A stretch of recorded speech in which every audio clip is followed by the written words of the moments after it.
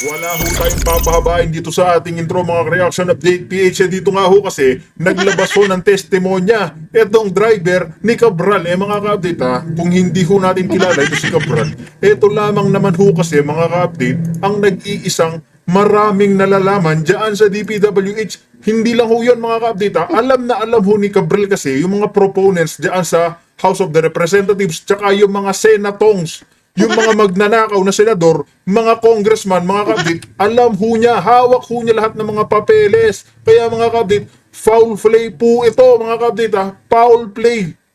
Alam po natin mga kabit na imposible ho, kasi meron pang lumabas itong si Cabral mga kabit na alam niyo ho ba yung pinaka kinatatakutan niya sa buong buhay niya? Fear of heights. Ibig sabihin ho mga kabit, takot ho yan sa matataas na lugar katulad ho ng bangin dyan. Kaya imposible hong umupo yan dyan si Cabral. Tapos nalaglag, napaka-imposible ho. Kaya itong driver na to mga kabit, marami hong nagsasabi na sinungaling. Sinungaling daw ho itong driver mga kabit. Tsaka paano ho yun mga kabit? Trip-trip lang ho nila na silang dalawa pumunta dyan sa Baguio? Tanong ko lang ho yan mga kabit. Trip lang ba nila na pumunta dyan sa Baguio? Ano ho yun? Pasyal-pasyal? Date-date lang? Silang dalawa? Kaya marami hong nagsasabi mga kapit, sinungaling ito kasi nakikita ho natin mga kapit, hindi ho tayo forensic or kung ano man, hindi ho tayo detective, pero tingin ho natin, bago pa ho dyan si Cabral malaglag o nilaglag mga kapit, tingin ko ho, bangkay na ho siya noong itinapon ho siya dyan. Bakit ho natin nasasabi yan? Imposible naman hong tumalon niya si Cabral. Imposible hong tumalon yan dyan. Tsaka isa pa, bakit luluk-luk ho si Cabral dyan sa bangin? Kung alam niya naman, kinatatakutan ho niya. Di ba? Napaka-obvious ho niyan mga ka-update na iniisa na ho talaga na itong si Bangat. Yung mga sangkot, yung mga aliporis ho nilang pwedeng alam niyo na, magbitiw ho sa kanila o magsuplong. Kasi lalong-lalo na ngayon, ito si Saldi ko hanggang ngayon hindi nila nahuhuli. Lumalabas na ho isa-isa yung mga laban ho sa kanila. Hindi lang laban mga kapatid, pinatotohanan ho lahat ng mga sinabi ni Gutesa, ni Saldi ko.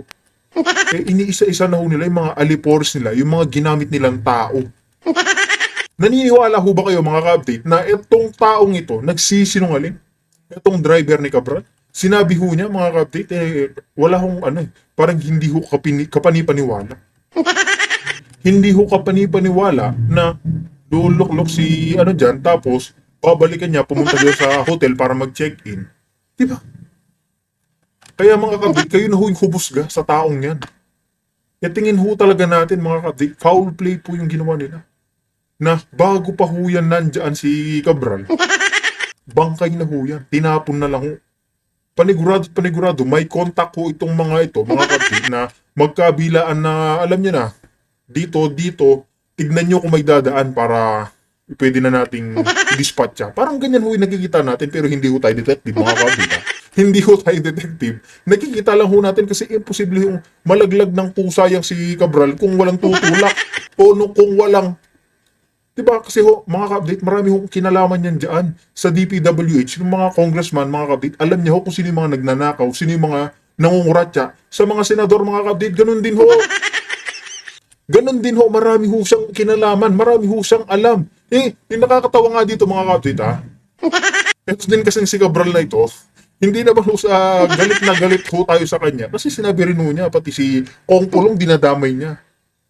Pati si Kong Pulong na may 51 billion insertion daw o nakaw dyan sa flood control, di ba? Nakikita naman ho natin kung paano umasenso yung Davao City.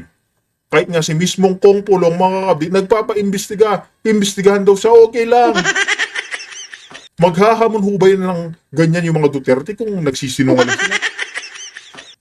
Kaya unti-unti nang nawiwish yung birthday ni mga kabit, birthday wish ni Karen. Mga update, unti-unti na natutuloy. Ang kaso, napaka-obvious ho niyan. Hindi ho nalaglag yan, mga kapatid. Foul play ho yan. Kahit ikaw mismo sa sarili mo, matatanong mo kung anong ginawa nila dyan dahil marami hong nalalaman dyan sa Senado, sa Kongreso, lahat ho ng mga magnanakaw dyan, mga kapatid, hawak niyo ho yung papeles. Kaya nga itong Remula, mga kapatid, pinapaano ho, gustong kunin yung cellphone niya, yung mga documents, kasi alam mo nila. Alam ko nila nandoon kay Cabral yung mga papeles. Kaya mga kapatid, pakinggan ho natin ito sinungaling na tao. Ay, hindi mo pala sinungaling. Hindi mo pala sinungaling. Totoong nagsasabi na driver ni Cabral. Kaya mga kapatid, pakinggan na ho natin. Kung bago lang ho kayo sa ating channel, isang like, isang share, isang subscribe lamang ho. Malaking tulong na ho yan. Kaya mga update, rekta na ho tayo. Pakinggan na ho natin. Mag-react ho tayo ng sabay-sabay. Dito kay Mamang Driver. Kaya mga update, wala na ho paligoy-ligoy pa. Dito Saan? po. Saan? Yung- Lapitan mo. Ito po. Dito po siya nauupo. Diyan siya umupo? Diyan? Nauupo siya dyan. Oo. Tapos tatayo. Kaya lang, parang dumidikit siya ron na baka sabi ko, baka mahulog, Oo. ma-off balance. Kaya sabi ko, wag ka dyan ma'am, baka ma-off balance ka. Oo. Eh, 3 beses po siya sinaway. Oo. Kaya lang, ganun pa rin. Pero Kapanipaniwala ho ba yung mga pakayat niya? Tanong ko lang ho mga kapatid, kapanipaniwala ho ba na tatayo ng 3 beses, tapos sasabihan mo baka mahulog siya? Posible ho yan mga kapatid. Ikaw takot sa isang bagay, sabihin ho natin, ako, kumari mga kapatid takot ako sa aso, tapos merong asong malapit dyan. Lalapitan ko ba kung takot ako sa aso? Tanong ko lang ho yan mga kapatid. Nagtatanong lang ho tayo kasi itong tao ito parang napakalayo ho ng sinasabi niya. Di ba? Napakalayo ho mga kabdit. Takot ka sa Fear of Heights. Sinabi na ho ni Cabral yan mga kabdit. Takot siya sa matataas na matatarik na lugar. Tapos tatayo-tayo pa ho siya sa kanyang inuupuan. Di ba? yung bandang huli nung na inano kami ng pulis, hindi na. Kasi tumabay na akong papunta ron. So, iniwanan mo siya. Hindi po, kasakay ko. Kasi Okay. tinaboy po kami ng pulis eh. Okay. Huwag daw po magtambay dito, kaya umalis po kami. Okay. Nung nakaalis na kayo, saan kayo napunta? Dumiretso po kami ng ano, doon na sa kumain doon sa malapit sa Iyon Hotel. Okay. Tapos pagkatapos kumain, doon na kami sa Iyon, nag-check-in na. Okay. Bandang mga 2:30, sabi niya, babata kami papunta rito. Oo. Ayun, binaba kasi dito ng 3 o'clock. Pagbaba, sinilip ko pa, nakaupo siya dito. Okay. Umalis ako, punta ako doon. Sabi ko, balikan mo na lang ako. Yung pag Yung mga pahayago na itong taong ito, mga kapatid, parang ang hirap kong paniwalaan. Babalikan mo yung taong yan, takot nga sa matataas na lugar, matitirik na lugar. Kaya nakikita talaga natin, mga ka-update, na bago pa nga ho dyan mapunta si Cabral, panigurado at panigurado, bangkay na ho yan. Tapos nilaglag na lang ho nila. Isipin mo ilang oras bago mo ipahanap sa mga pulis. Ang mahirap pa ho dyan, mga ka-update, lugar pa ni Magalong, wala hong mga CCTV. Sino pong maniniwala sa mga sinasabi ng taong yan? Walang CCTV, wala ho lahat. Kaya panigurado at panigurado mga kabdita, may mga kasamahan pa ho yan na nag-check bawat dulo-dulo ng dadaanan ng mga tao. Kung may dadaan, kukontakin na ho nila kung pwede ng i-dispatch ka. Kaya po yung sinasabi natin, pero hindi nga ho tayo detective mga kabdita. Hindi ho tayo detective, pero parang ganun na ho. Foul play ho yan. Hindi ho tatalon si Cabral dyan. Kung alam niya namang hindi siya diba? Kung alam niya naman mga kabdit, hindi siya makukulong tulad niya, no? Didiskaya. Diba? Sabi ko siguro, sabi ko, hindi naman umalis 1 hour. Pagbalik ko po dito, hinahanap ko. Tumigil ako dito, sinilip ko po yan eh, sumilip ako eh. Natatakot naman po ako, baka mahulog ako. Umalis ako, nagtanong ako doon ng may nakatambay na si Manong.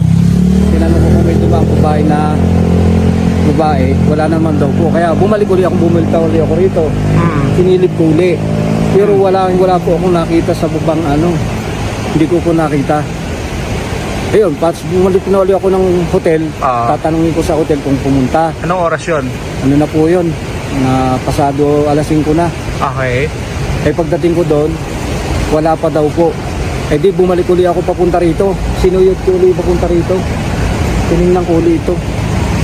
Kasi sa baka ako nagtambay-tambay ng wala po. Doon na po nagpunta na ako sa pulis para magpatulo kasi wala po akong flashlight eh, para makita yung baba.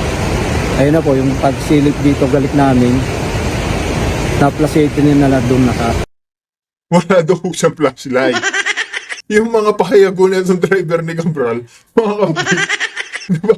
Paano ko tayo maniniwala sa taong yan?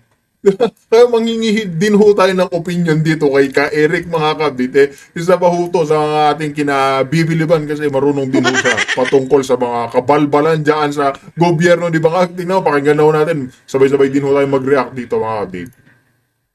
Bigla ang pagpanaw. Titingnan po natin ano po ang katayuan o antas ng tungkulin na mayroon si Yusek Cabral sa loob ng DPWH kung bakit napakabigat ng kanyang mga binibitbit at mga nalalaman na mga impormasyon at ebidensya. Para ito ay magkaroon ng very relevant and seriously damaging testimonies sakaling ilahad niya ang lahat ng nalalaman niya, kagaya po ni Saldico, na pwedeng mag-corroborate ang kanilang mga testimonya sa iba pang mga naglalahad ng mga kasindikatuhan ng pandarambong at pangungurakot sa pundo ng bayan through the DPWH projects na ngayon po ay sumasambulat at walang ibang pinagtitingnan ang taong bayan na ang pasimuno, ang mastermind, sila Marcos at Romualdez. Sige, balikan po natin ang katayuan. Di ba, mga kabit, napaka-obvious naman ho kasi. Kung takot nga ho kayo sa heights, bakit ho kayo magtatambay doon? Tsaka bakit silang dalawa lang na mag-check-in? Tanong ko lang ho yan. Di ba, napaka-obvious ho na ito talagang si Marcos Jr., si Tambaluslos, mga kabit, malaki ho yung kinalaman dyan kay Cabral. Naniniwala ho ba kayo, mga kabit, na ito talaga ang dahilan? Pinatahimik na nila yung tao para hindi na ho makapagdaldal pa. Sino kaya isusunod nila, mga kabit, ha? Kasi ngayon wala nang EJK. Pusa na lang kung nalalaglag. Yung mga taong mga may alam dyan, may mga sangkot sa flood control issue. Di ba? Wala nang EJK, mga kabit. Kaso, paano nangyayari yan? Di ba? At tungkulin na may hawak po si Yusek Cabral ng buhay pa siya. No, siya po ay mga mahigit 3 taon na nasa Planning and Management Division ng DPWH. Ito po yung Planning and Management Division o unit ang in charge sa buong bansa sa mga proyekto. Public-private partnership, kasama po dyan, foreign funded na mga programa na monitor po niya sapagkat dito dumadaan ang mga papeles at iba pang mga internal na dokumento patungkol sa iba't ibang proyektong ipinapatupad ng DPWH bawat taon, bawat cycle ng tinatawag na fiscal year o bawat taon na may panibagong budget. Sa kanya po ang planning, management at ang pag-monitor kung ano ang antas at ano na po ang nangyayari sa mga proyektong ito. Kaninong proyekto ito at saan ito at ano ang mga nangyayari sa projects na ito. So, ibig sabihin po, totoo itong binubulgar ngayon ni Congressman Leandro Liveste na voluminous of information ang mayroon po hawak si Yusek Cabral para siya ay pagkainteresan ng mga taong gustong burahin at putulin ang criminal trails na pwedeng magdugtong sa iba pang mga dapat maidamay at maihabol po sa kaso at mapapanagot sa hustisya at katarungan ng ating batas, lalo na ang mga mastermind. That's number 1. So, the position of Yusek Cabral nang siya po ay nabubuhay pa ay mahalaga po ito sapagkat ang mga insertions, ang mga budgetary alignment, ang mga priority projects, ang mga pag-atado at pagkatay-katay ng mga pundo at mga proyekto na ginagawa ng sindikato nila Marcos at Romualdez noong panahon na ang kanilang main operator ay si Saldico pa, dumadaan po yan mismo sa unit na hawak ni Yusek Cabral. At si Yusek Cabral, trusted po ito na main person or key person ni Bunuan na siya naman pong chief operator ni Marcos at ni Romualdez sa DPWH pagdating po sa mga pangungulimbat na proyekto na ipinatupad nila. Binulgar na po yan ni Saldico at ni Yusek Bernardo na si Bunuan was involved dito sa malaking sindikato na ito. No, nagpilit pa siyang nag-arti-artihan at first at nag-playing innocent pa ang kulukoy na si Bunuan, pero nang sumambulat na ang mga katotohanan at itong mga sila Bernardo, sila Cabral, Yan mga ka-update ito ho kasing si Cabral, sa sobrang dami ho niyan nalalaman, tingin ko yan ho talaga yung motibo nila. Patahimikin ho isa-isa lahat ho ng mga alam nilang delikado sila. Lalong-lalo na yan si Marcos Jr. kasi mga ka-update, namumuro na ho yan eh. Mismo si Kong Saldico, nilaglag na ho siya. Si Gutesa mga ka-update malapit na ho tayo eh, nung nag-iimbestiga lalo na itong si Kong Dante Marcoleta sa Blue Ribbon. Malapit na ho tayo sa exciting part. Ang kaso, tignan nyo ho yung ginagawa nila. Iniisa-isa na ho nila. Lahat ho nang pwedeng makapaglaglag sa kanila. Ito si Saldico, mga kabit. Hindi lang ho nila mapatahimik dahil nga hindi na nila hawak kung nasaan si Kong Saldico. Kaya mga update yung panawagan ho natin sa mga ating OFWs. Pag na oras na makita ho natin si Kong Saldico, wag ho natin siyang lilitratuhan, wag ho natin siyang picturean at i-post sa social media. Hayaan muna ho natin siyang maglabas pa ng maraming nalalaman niya. Hindi lang ho kasi yan mga ilalantad ni Kong Saldico. Hinihintay lang ho natin lahat-lahat ho ng kabalbalan, kalakihang sindikato na itong gobyerno ni Marcos Jr. Hinihintay ho natin yung mga exciting part pa mga kabit kasi nasa flood control pa lang ho tayo. Pero tignan nyo ho, bilyon-bilyon, trilyon-trilyon na ho yung nananakaw ho ng admin ni Bobong Marcos. Diba? O ito pa hong kasalanan niya kay Tatay Digong. Ilalantad din ho yan ni Kong Saldico. Itong impeachment ni BP Sara na di umano bibigyan nila yung mga congressman ng 50 to 150 million pesos para lang pirmahan, ma-impeach si BP Sara. Ilalantad ho lahat yan ni Saldico. Ilalantad ho niya lahat yan.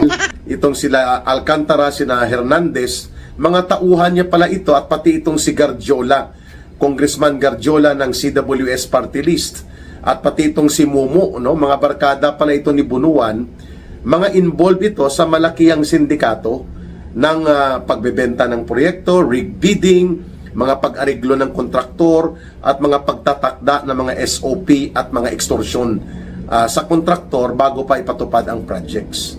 Yun po ay lahat alam ni Undersecretary Cabral kung bakit pinagdudahan siya na nung siya'y humarap dito sa investigasyon ng ICI in an executive session ay may mga naisiwalat siya na very damning and very damaging testimonies and revelations na posible pong umabot kay Marcos Jr., kay Romualdez at pati kay Sandro Marcos. Dahil alam niya kung kanino ang insertions na ito, magkano ang SOP dito, kaninong kontraktor na punta ito, na i-deliver na ba ito, may final billing na ba ito, at anong status nito, ghost ba ito, dinoktor ito, dinaya, pinalusot, nino, ni congressman ganito, ni senador ganito, ni ganitong opisyal ng gobyerno, nasa files of voluminous information po yan na hawak ni Yusek Cabral. Dahil nga sa posisyon na mayroon siya, planning, management, and public-private partnership, including po ang mga proyekto na tinatawag na mga big ticket projects na monitor niya po ito, including ang mga pinag-i-insert, pinagpapalusot at mga kinatay-katay na mga proyekto na ginawa sa Kongreso mula 2023, 2024, and 2025 sa ilalim ng Administrasyong Marcos Romualdez. Very key and instrumental testimony po kung mayroon mang isasaad at ilalahad si Yusek Cabral. So hindi pa po inire-reveal o binubulgar ng ICI kung ano ang mga sensitibo at mabibigat na mga testimonya o mga salaysay na inihayag ni Yusek Cabral doon po sa pagharap niya sa ICI in an executive session, dahil nga walang public and open forum type transparent deliberation, nakatago, no? Pero posible po na nailik, posible po na naisiwalat kina Marcos at Romualdez ang mga naisalahad, naisalaysay ni Yusek Cabral kung bakit pinagkainteresan siya at bigla na lang itong nawala na sa mundong ibabaw. Bigla po nagkaroon ng aksidente, kunwari, yan po ang gustong palabasin. ang sirkumstansya pa lamang po ng pagkakapunta niya sa Benguet, sa Cordillera Region, taga Maynila ito, taga Quezon City po ito, taga Metro Manila siya. Anong ginagawa niya doon? Ipapunta sila ng La Union. Kung La Union, saan siya galing? Bakit nasa Tuba, Benguet siya? Malayo po ang La Union at Tuba, Benguet. That's around mga more than 2 hours. Kulang-kulang 3 oras po yan, mga kababayan. Doon sa pinangyarihan kung saan na-discover ang kanyang bangkay, na nakahandusay na ang kanyang katawan doon sa Buwid River o sa Ilog Buwid, doon sa Tuba, Benguet, along the highway na may ravine. No, may bangin sa gilid ng highway na ito. Mataas, mga nasa 20 to 30 meters ang estimate na drop na pwede kang bumagsak. So kung mga 20 meters to 30 meters, that's around mga 70 feet deep. No, mataas po 'yon, na pwede kang mahulog diyan. Mga 4 o 5 palapag din po 'yon ng building ang babagsakan mo na taas mula sa distansya mula doon sa highway pababa sa gilid ng ilog na may mga bato-bato at may mga konkreto na istruktura doon sa baba. So biglaan po ang pangyayari na ito. So that's one interesting angle. Bagamat tahimik po ang polis tungkol sa report, walang autopsy report kung mayroon bang injury from external objects sa saang mang bahagi ng kanyang katawan. Ayun nga ho mga kapatid, kung meron ho kayo naging opinion reaction dito nga sa foul play na nangyari kay Cabral, mag-comment ho kayo sa ating comment section para ho mapag-usapan natin at matalakay yung kababalaghan nangyayari kung sino pa nga ba ang kanilang isusunod, dahil mga kapatid, alam naman ho natin yung mga ibang engineer architect sa iba't ibang lugar ng ating bansa, may Ilocos, may kung saan-saan ho mga kapatid, pinapatumba na ho nila.